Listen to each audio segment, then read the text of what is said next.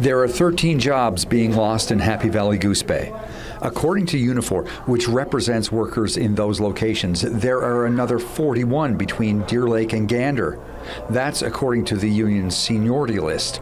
But the company won't confirm that number.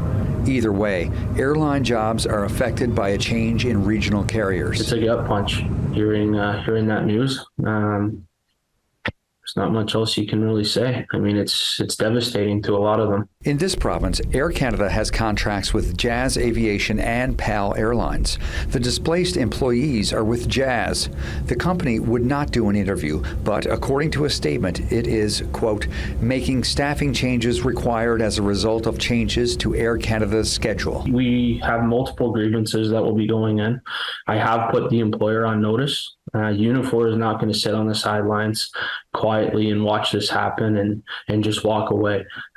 That's not what we're known for. That's not what we're going to do, and that's not what our members expect of us. Air Canada would not do an interview. A spokesperson told CBC, however, that capacity, which is how many seats per flight an airline has available on any given route, is not being cut. In fact, he said it's increasing at some airports in this province.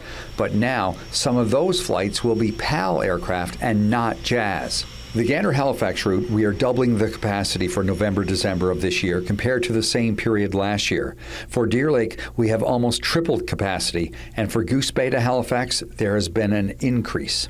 The mayor of Gander said the job loss is difficult, and he feels for the families affected. He's also hoping that future capacity at the airport will not change. I think the fear I would have is, what does this mean in terms of what's going to happen when the summer season comes around next year? Is it indicative of a longer-term plan? The mayor says council is hoping to sit down with Air Canada to talk about any possible changes down the road and about how air travel is affected here.